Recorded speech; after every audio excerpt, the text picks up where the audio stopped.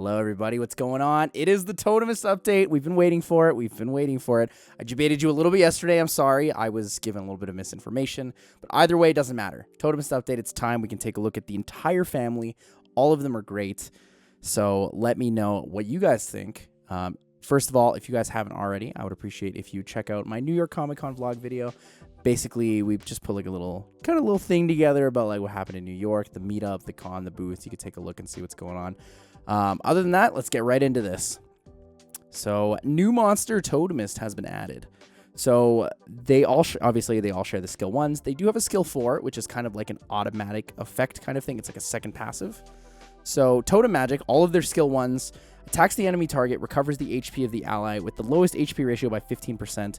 Most likely, we're going to see skill ups for either recovery bonus or damage dealt for this. I think that's pretty cool. Honestly, pretty cool. Pretty simple.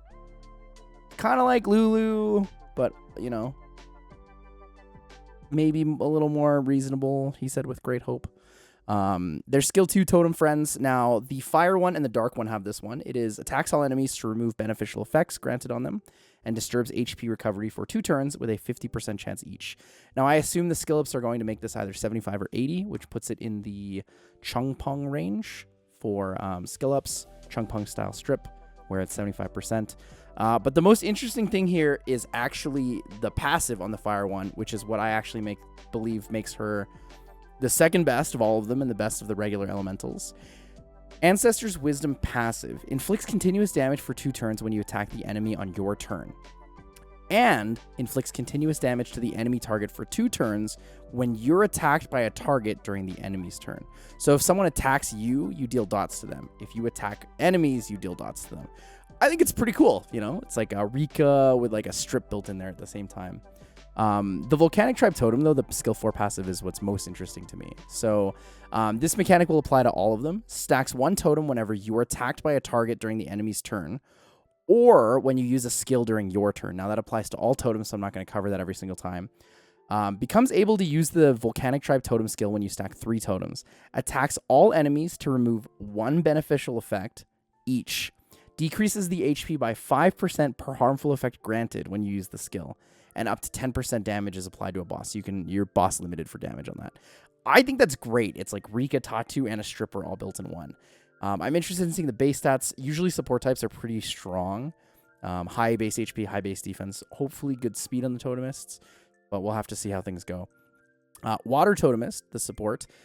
Skill 1's the same. Skill 2 grants immunity on all allies for 1 turn. I believe this will either be a 2 or 3 turn cooldown.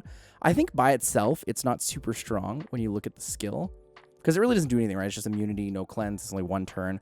But I think with the way the passives are with these units, they actually do have a lot of potential to be pretty okay or actually decently strong. Strongbull Soul, skill 3, recovers the HP of all allies by 15% each and increases their defense for 2 turns. Overall, the water support, I do personally think it's going to be a weaker variation of Lulu. It does give defense buff, but I mean, Emma also gives defense buff. So I don't know. I don't really like how they make units and trope them. Like the fire one's always got to be a turn 2 unit. The water one's always a healer. The wind one's always like some sort of mixed support, you know. But you know, we got another water healer, so it is what it is. 3 stack totems, recovers HP of allies by 20%, increases defense and 1 turn immunity. Basically, they combine their skill 2 and their skill 3 together with these. Let's look at the wind one. This is the fusible one. Keep in mind the fusion. New fusions added will be Emma, the water neostone agent, and Melia, the wind dryad.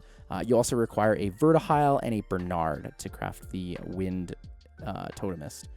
So skill 2 is the all immunity for allies for 1 turn. Skill 3 is removes 1 harmful effect of all allies, recovers the HP by 30%, and then gives an attack buff. I think personally this is going to be a weaker like mishmash combination of Lulu plus Fran. However, because it does have a pretty stacked kit of healing with attack buff and the harmful effect rate removal, there is potential for this to be pretty decent for PvE or for like Siege offense, Guild Wars offense. The passive or the totem skill is recovers the HP of all allies by 20%, increases attack buff power for 2 turns, and grants 1 turn of immunity. So the only thing you don't get out of this is the 1 harmful effect cleanse. Now, on to the one that I think is the strongest. The Light Totemist is nuts. This unit is nuts. So AoE, 1 turn immunity. Skill 3, Wise Owl Soul, resets the cooldown time of the ally target. So Gany skill 2. Except yourself, which makes sense. And increases the attack bar by 50%. Now that is really cool. That's busted. 50% attack bar and a ventilate. However, Wise Owl Soul cannot be affected by cooldown reducing or increasing skills. So it's exactly like Illusion of Time on Jameir or Ventilate on Ganymede. That's fine. That makes sense. The thing that I think is crazy about this is actually the totem, though. Recovers the HP of all allies by 20%, decreases the cooldown time by 1 turn, and grants 1 turn immunity when you use the skill. For all allies, that's busted. That's actually so busted. That's so busted. There's no way that's not busted, right? Like, anyone who gets Light Totemist is going to have the time of their life. I don't know. Although the base stats might not be good, we have to see. I think it'll be a pretty strong unit overall, but let me know what you guys think in the comments below. And the Dark One. Now, the Dark One is interesting because it addresses something that's really strong in the meta, but I'm not sure if it's good enough. Now, what it addresses in the meta is Ancestor's Blessing passive. So this one has the AoE strip. The passive that it has is takes damage only from the first hit of the enemy's attack. Now, I believe this basically is Calm to Us's attempt to say, hey, additional damage. We're going to test additional damage and make it weaker by making units that can't get hit multiple times. I don't think it's super strong, mainly because this unit is a support. And I don't think that this unit has a lot of potential to be an additional damage abuser for damage. And I don't think that their scalings are going to be super high. So when you get your 3 stacks, you attack all enemies to remove 1 beneficial effect each. Decreases the HP, of the enemy granted with harmful effects by 15%, and 10% if it's a boss. If this totem skill rotates fast enough, it can be really strong, because at that point it almost feels like a Kiki skill 3 or a Kiki passive, which is the Dark Mage.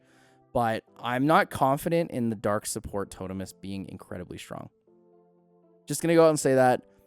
We've been wrong before on patches. I've made lots of mistakes the first time I looked through things, but I really don't think that she's going to be incredible. If I have to rank them from best to worst, I think light, fire, dark, and then the water and wind ones are kind of equal for me.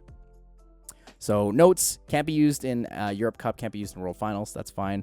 Special summons are coming. As usual, special summons will be available until November 3rd. Fusion Hexagram, like I said earlier, we'll be adding the Fusion Hexagram for Wind Totemist, Wind Dryad, and Water Neostone Agent. They're adding new battleground options to fight those things. Standard. The Halloween Transmogs are super cute. We get Demon, Beast Monk, and Paladins. I don't think I'll pick them up personally because I don't have any demons and I have tons of skins for these families, but they are pretty cute. Something that I think is cool, though, is they're adding a bunch of quality of life stuff. So in the in the Rune Manager, they're basically giving the ability to bulk sell runes. By selecting them. So this will be helpful if you are someone who doesn't want to sell directly on the sell page, or if you want to just farm all day and then sell at the end of the day after you're done work, or after you're done, like, you know, whatever you're doing, you know, whatever it is you do in your life. If you prefer to sell everything at the end of the day because you want to double check it, then this is probably something that will help you a lot. If you're not like that, you're like me, they added the sell option, same concept, directly to the auto repeat screen, so you can basically bulk sell. I can basically insta sell all my rare runes, which is really nice and really helpful because I only look at hero runes and legend runes when it comes to 6 stars, right? You know, my rune quality is okay. I've been farming for a long time, but yes. Next thing I want to talk about, we have Siege Battle Tournament, Season 6 special rules. I think these are really cool. There's about a bunch of impactful things. So increases the defense of fire monsters by 30%, decreases the HP of water monsters by 50%. That's a very, very interesting tower for this rotation. Beneficial harmful effect limited to 1 turn. I also think that's really good. And Dragonite monsters cannot be used in this battle is really nice because there's no Leo, no Leica available into those towers. So lots of cool planning for Siege Tournament. Looking forward to seeing some new creative defenses. Siege Tournament starting on November 15th. That'll be exciting. They're buffing Special Pack 1 and 2. Now, these are monthly packs. So Special Pack 1 for $50, you can get 2 Reaps extra now. You get 7 instead of 5. And for Special Pack 2, you now get 2 extra runes and 2 extra immemorial gems or grinds. Both these packs are pretty good value anyway, so the fact that they're buffing them is quite nice. Fire Imp Champion, Wind Bounty Hunter summoning pieces being added to the guild shop are great because it makes the fusions more free-to-play friendly. The most important thing in the patch right here. This is the most important thing in the patch to me, at least. Water and Light Pioneer fixed an issue of the second skill mountain's power skill level power up not being applied correctly. My Wusaw will now hit Diana's for 12.5k, I think, on first turn. I am so excited for this. I will absolutely love this. And you're going to see a video soon of me obliterating people with Wusaw on RTA. So look out for that. Be prepared. And I hope you guys enjoy it. I hope you enjoy it. Other than that, everything else is pretty irrelevant. Oh, sorry, they fixed the Light Vampire as well. Light Vampire passive, I think, was broken. But yeah, let me know what you guys think of the patch. Let me know who you think the big winners are. I think Wusaw is the biggest winner, Light Totemist, and Fire Totemist. And I really, really, really hope I can pull a Fire Totemist because I don't have a Rica, Belinus, or Helena, so I need that so badly. But yes, I hope you guys enjoy the patch. I hope you enjoyed my analysis of it. If you guys have any questions, leave them in the comments below, and I will always answer them. Cheers, guys.